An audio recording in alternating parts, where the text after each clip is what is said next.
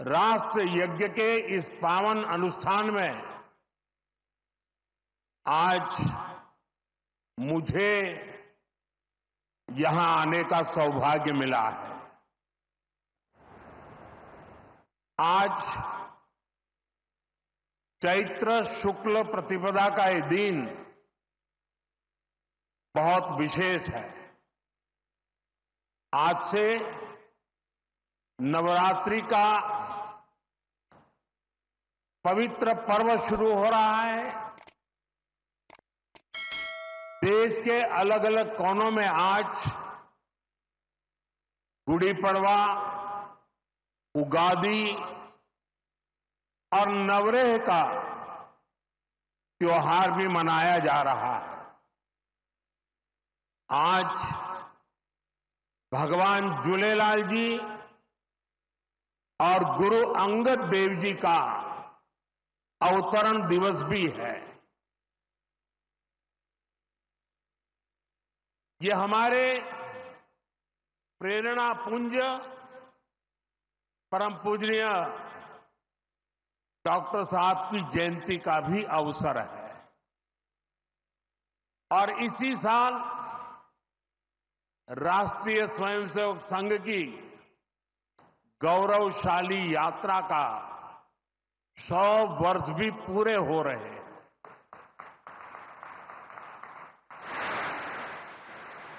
आज इस अवसर पर मुझे स्मृति मंदिर जाकर पूज्य डॉक्टर साहब और पूज्य गुरुजी को श्रद्धांजलि अर्पित करने का सौभाग्य मिला। साथियों, इसी कालखंड में हमने हमारे संविधान के 75 वर्ष का उत्सव भी मनाया है। अगले ही महीने संविधान निर्माता बाबा साहब आंबेडकर जी की जयंती भी है।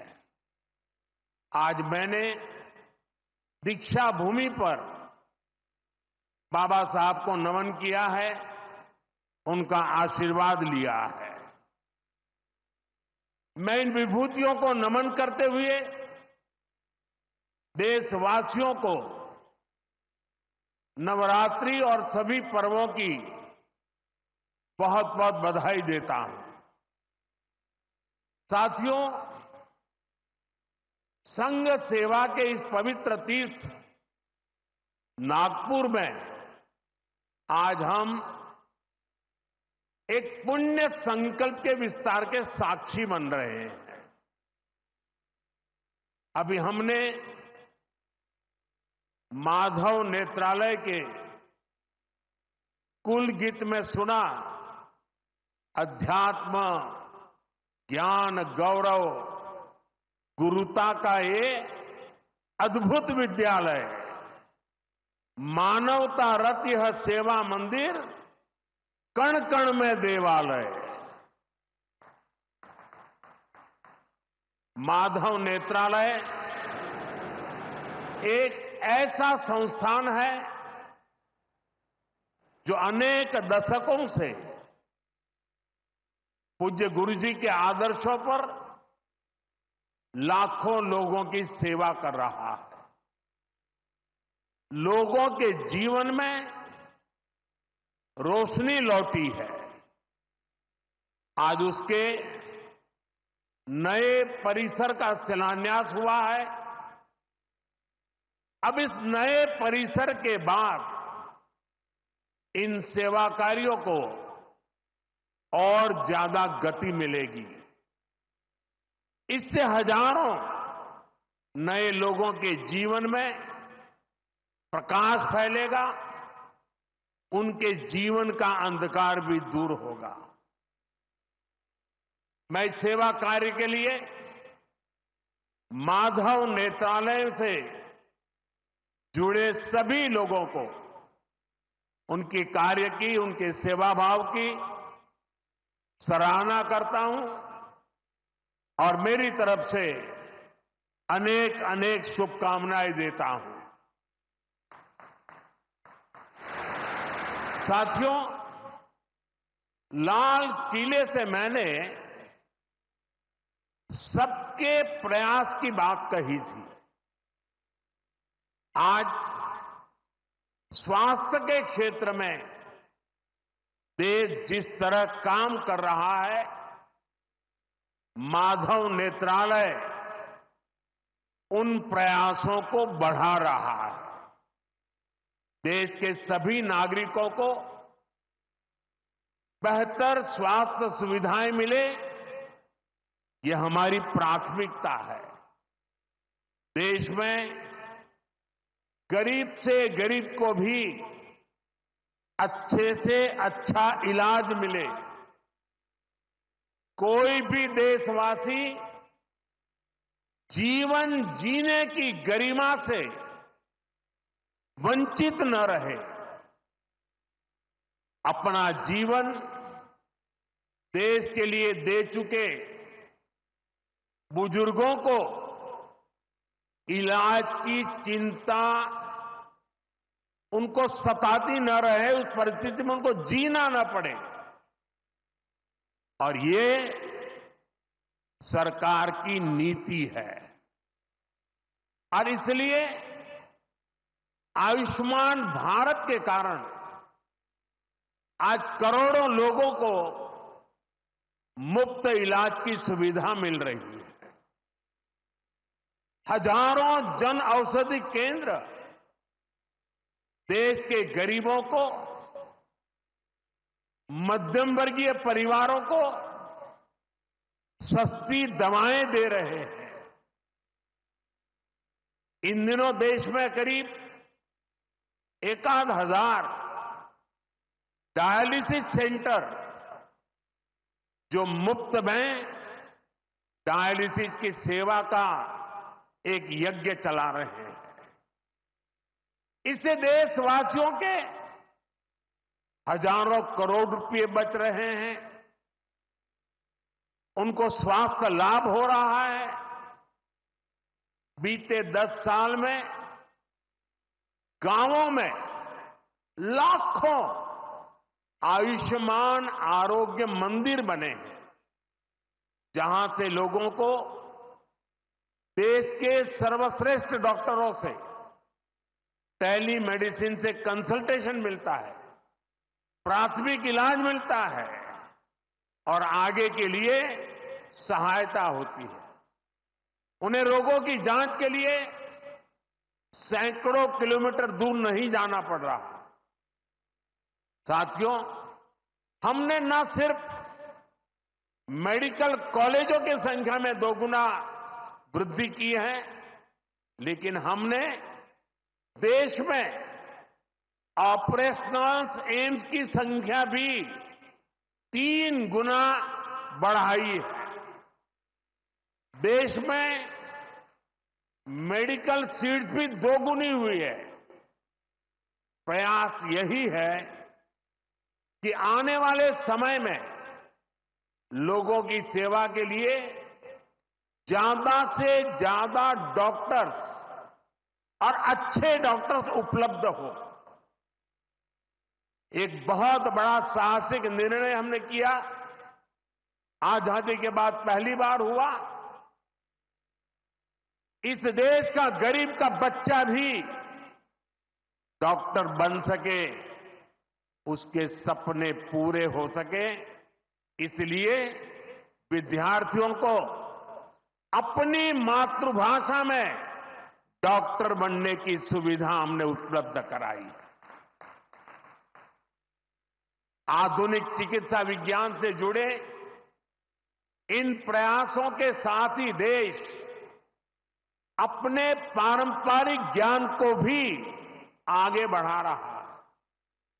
हमारे योग और आयुर्वेद, इन्हें भी आज पूरे विश्व में नई पहचान मिली है। भारत का सम्मान बढ़ रहा है। साथियों, किसी भी राष्ट्र का अस्तित्व पीढ़ी दर पीढ़ी उसकी संस्कृति के विस्तार उस राष्ट्र की चेतना के विस्तार पर निर्भर करता है। हम अपने देश का इतिहास देखें तो सैकड़ों वर्षों की गुलामी, इतने आक्रमण, भारत की सामाजिक संरचना को मिटाने की इतनी क्रूर कोशिशें, लेकिन भारत की चेतना कभी समाप्त नहीं हुई। उसकी लौ जलती रही। ये कैसे हुआ? क्योंकि कठिन से कठिन दौर में भी भारत में इस चेतना को जागरूक रखने वाले नए नए सामाजिक आंदोलन होते रहे। भक्ति आंदोलन उसका ये उदाहरण जिससे हम सब भली भांति परिचित हैं। मध्यकाल के उस कठिन कालखंड में हमारे संतों ने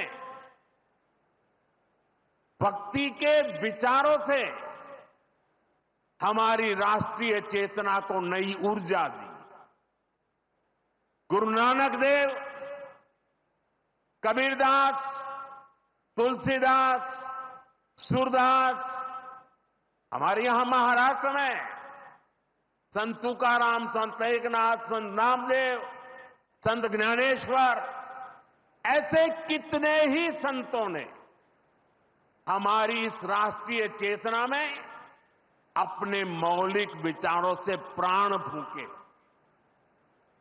इन आंदोलनों ने भेदभाव के फंदों को तोड़कर समाज को एकता के सूत्र में जोड़ा। इसी तरह स्वामी विवेकानंद जैसे महान संत भी हुए। उन्होंने निराशा में डूब रहे समाज को झकझोरा, उसे उसके स्वरूप की याद दिलाई, उसमें आत्मविश्वास का संचार किया और हमारी राष्ट्रीय चेतना को बुझने नहीं दिया। गुलामी के आखिरी दशकों में डॉक्टर साहब और गुरुजी जैसे महान व्यक्तित्वों ने इसे नई ऊर्जा देने का काम किया। आज हम देखते हैं राष्ट्रीय चेतना के संरक्षण और संवर्धन के लिए जो विचार बीज 100 साल पहले बोला गया, वो महान वटवृक्ष के रूप में आज दुनिया के सामने है। सिद्धांत और आदर्श इस वटवृक्ष को ऊंचाई देते हैं। लाखों करोड़ों स्वयंसेवक इसकी टहनी, ये कोई साधारण वटवृक्ष नहीं, राष्ट्रीय स्वयंसेवक संघ भारत की अमर संस्कृति का आधुनिक अक्षय वट है। ये अक्षय वट आज भारतीय संस्कृति को, हमारे राष्ट्र की चेतना को निरंतर ऊर्जावान बना रहा है। साथियों, आज जब हम माधव नेत्रालय के नए परिसर का काम शुरू कर रहे हैं, तो दृष्टि की बात स्वाभाविक है। हमारे जीवन में दृष्टि ही हमें दिशा देती है। इसलिए वेदों में भी कामना की गई है, पश्चिम शरदः शतम, अर्थात हम 100 वर्ष तक देखें। ये दृष्टि आंखों की यानी बाह्य दृष्टि भी होनी चाहिए और अंतर्दृष्टि भी होनी चाहिए। जब अंतर्दृष्टि की बात करते हैं तो विदर्भ के महान संत श्री गुलाबराव महाराज जी का स्मरण भी होना स्वाभाविक है। उन्हें प्रज्ञाचक्षु कहा जाता था। बहुत कम आयु में ही उनको आंखों से दिखाई देना बंद हो गया, लेकिन फिर भी उन्होंने अनेकों पुस्तकें लिखी थी। और अब कोई भी पूछ सकता है कि जब आंखों से दिखाई नहीं देता है तो उसके बावजूद भी कोई इतने ग्रंथ कैसे लिख सकता था? इसका उत्तर यह है कि उनके पास भले ही नेत्र नहीं थे, लेकिन दृष्टि थी। ये दृष्टि बोध से आती है, विवेक से प्रकट होती है। ये दृष्टि व्यक्ति के साथ ही समाज की को भी बहुत शक्ति देती है। हमारा राष्ट्रीय स्वयंसेवक संघ भी एक ऐसा संस्कार यज्ञ है जो अंतर्दृष्टि और बाह्य दृष्टि दोनों के लिए काम कर रहा है। बाह्य दृष्टि के रूप में हम माधव नेत्रालय को देखते हैं और अंतर्दृष्टि ने संघ को सेवा का पर्याय बना दिया है। साथियों, हमारे यहां कहा गया है, परोपकाराय फलंति वृक्षाः,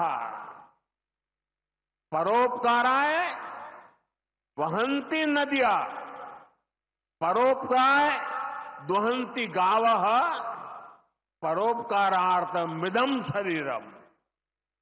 हमारा शरीर परोपकार के लिए ही है, सेवा के लिए ही है। और जब ये सेवा संस्कारों में आ जाती है तो सेवा ही साधना बन जाती है। यही साधना तो हर एक स्वयंसेवक के जीवन की प्राणवायु होती है। ये सेवा संस्कार, ये साधना, ये प्राणवायु पीढ़ी दर पीढ़ी हर स्वयंसेवक को तप तपस्या के लिए प्रेरित कर रही है। ये सेवा साधना हर स्वयंसेवक को निरंतर गतिमान रखती है, उसे कभी थकने नहीं देती, कभी रुकने नहीं देती। पूज्य गुरुजी अक्सर कहा करते थे, जीवन की अवधि का नहीं, उसके उपयोगिता का महत्व होता है। हम देव से देश और राम से राष्ट्र के जीवन मंत्र लेकर के चले हैं, अपना कर्तव्य निभाते चलते हैं। और इसलिए हम देखते हैं, बड़ा छोटा कैसा भी काम हो, कोई भी कार्य क्षेत्र हो, सीमावर्ती गांव हो, पहाड़ी क्षेत्र हो, वन क्षेत्र हो, संघ के स्वयंसेवक निस्वार्थ भाव से कार्य करते रहते हैं। कहीं कोई वनवासी कल्याण आश्रम के कामों को उसको अपना ध्येय बना करके जुटा हुआ है, कहीं कोई एकल विद्यालय के माध्यम से आदिवासी बच्चों को पढ़ा रहा है, कहीं कोई सांस्कृतिक जागरण के मिशन में लगा हुआ है, कहीं कोई सेवा भारती से जुड़कर गरीबों वंचितों की सेवा कर रहा है। अभी हमने प्रयाग में महाकुंभ में देखा, वहां नेत्र कुंभ में कैसे स्वयंसेवकों ने लाखों लोगों की मदद की। यानी जहां सेवा कार्य वहां स्वयंसेवक। कहीं कोई आपदा आ जाए, बाढ़ की तबाही हो या भूकंप की विभीषिका हो, स्वयंसेवक एक अनुशासित सिपाही की तरह तुरंत मौके पर पहुंचते हैं। कोई अपनी परेशानी नहीं देखता, अपनी पीड़ा नहीं देखता, बस सेवा भावना से हम काम में जुट जाते हैं। हमारे तो हृदय में बसा है, सेवा है अग्निकुंड समीधा सम हम चले। देह महासागर में सरित रूप हम मिले। साथियों, एक बार एक इंटरव्यू में परमपूज्य गुरु जी से पूछा गया कि वो संघ को सर्वव्यापी क्यों कहते हैं। गुरु जी का उत्तर बहुत ही प्रेरणादायी था। उन्होंने संघ की तुलना प्रकाश से की थी, उजाले से की थी। उन्होंने कहा कि प्रकाश सर्वव्यापी होता है, वो खुद ही अकेले सारे कार्य भले न करे, लेकिन अंधेरे को दूर करके वो दूसरों को कार्य करने का रास्ता दिखा देता है। गुरुजी की ये सीख हमारे लिए जीवन मंत्र है। हमें प्रकाश बनकर अंधेरा दूर करना है, बाधाएं मिटानी है, रास्ता बनाना है। उस भाव को हम जीवन भर सुनते रहें। हर कोई कम अधिक मात्रा में जीने का प्रयास करता रहा। मैं नहीं, तुम, अहम नहीं, वयम, इदम राष्ट्राय, इदम न मम। साथियों, जब प्रयासों के दौरान जब मैं नहीं, हम का ध्यान होता है, जब राष्ट्र प्रथम की भावना सर्वोपरि होती है, जब नीतियों में, निर्णयों में देश के लोगों का हित ही सबसे बड़ा होता है, तो सर्वत्र उसका प्रभाव भी और प्रकाश भी नजर आता है। विकसित भारत के लिए सबसे जरूरी है कि हम उन बेड़ियों को तोड़े जिनमें देश उलझा हुआ था। आज हम देख रहे हैं भारत कैसे गुलामी की मानसिकता को छोड़कर आगे बढ़ रहा है। गुलामी की निशानियों को जिस हीन भावना में 70 वर्षों से ढोया जा रहा था, उनकी जगह अब राष्ट्रीय गौरव के नए अध्याय लिखे जा रहे हैं। वो अंग्रेजी कानून जिन्हें भारत के लोगों को नीचा दिखाने के लिए बनाया गया था, देश ने उन्हें बदल दिया है। गुलामी की सोच से बनी दंड संहिता की जगह अब भारतीय न्याय संहिता लागू हुई है। हमारे लोकतंत्र के प्रांगण में अब राजपथ नहीं, कर्तव्य पथ है। हमारी नौसेना के ध्वज में भी गुलामी का चिन्ह छपा हुआ था, उसकी जगह अब नौसेना के ध्वज पर छत्रपति शिवाजी महाराज का प्रतीक लहरा रहा है। अंडमान के द्वीप जहां वीर सावरकर ने राष्ट्र के लिए यातनाएं सही, जहां नेताजी सुभाष बाबू ने आजादी का बिगुल फूंका, उन द्वीपों के नाम भी अब आजादी के नायकों की याद में रखे गए हैं। साथियों, वसुधैव कुटुंबकम का हमारा मंत्र आज विश्व के कोने कोने में पहुंच रहा है और दुनिया इसे हमारे कार्यों में भी देख रही है, महसूस कर रही है।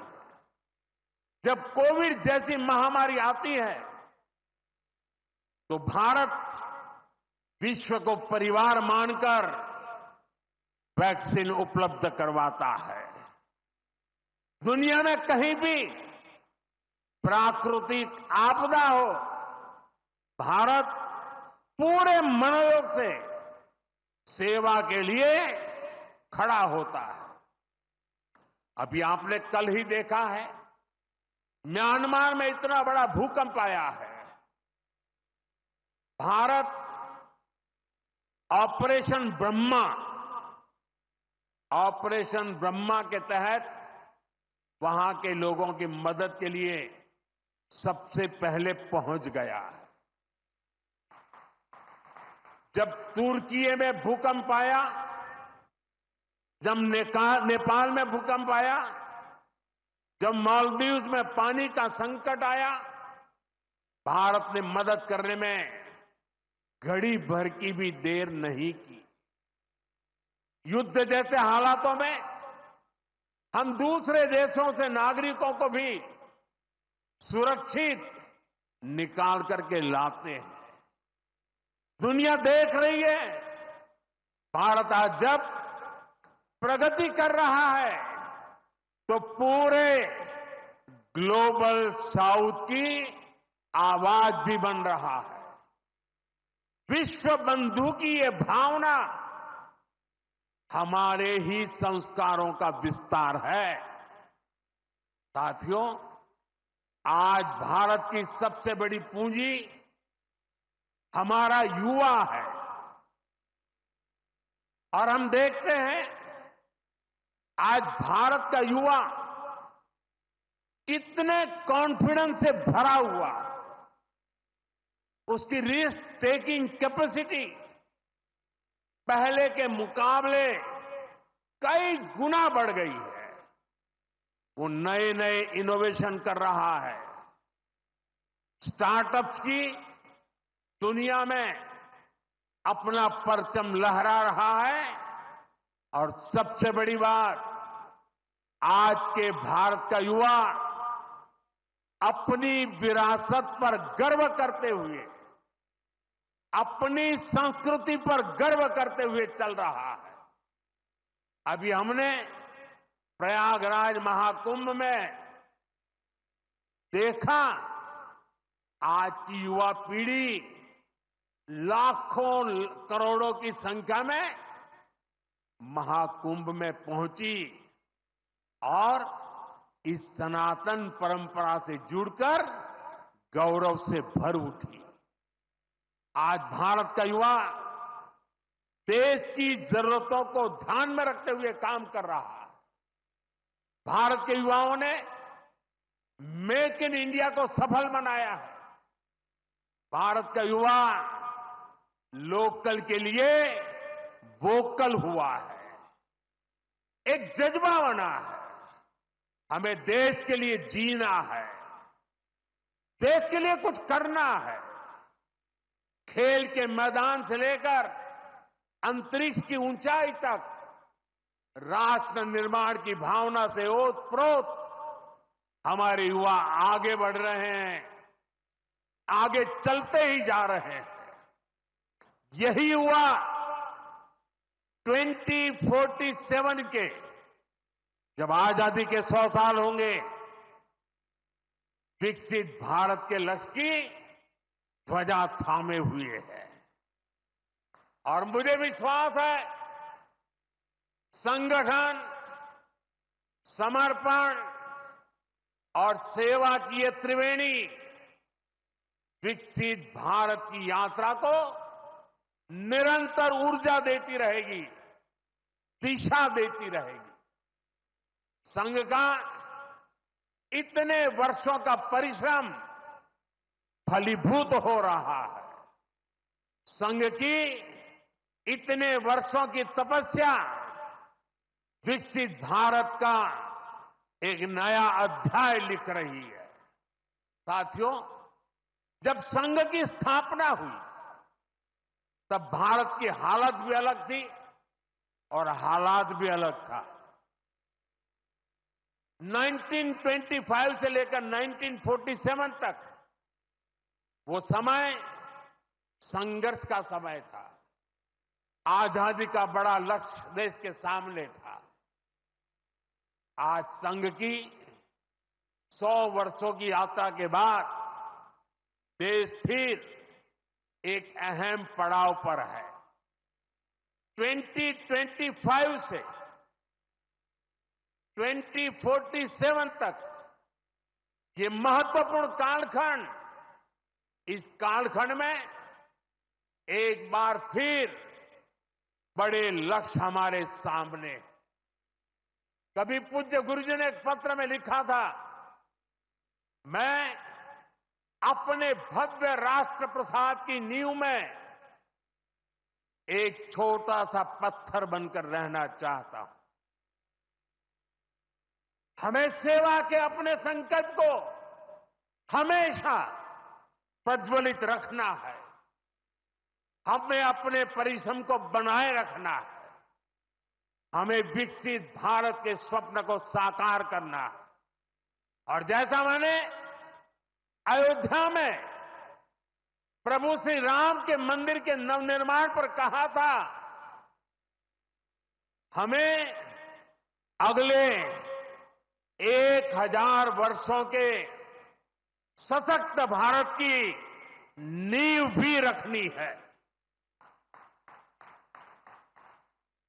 मुझे विश्वास है पूज्य डॉक्टर साहब, पूज्य गुरुजी जैसी विभूतियों का मार्गदर्शन हमें निरंतर सामर्थ्य देगा। हम विकसित भारत के संकल्प को पूरा करेंगे। हम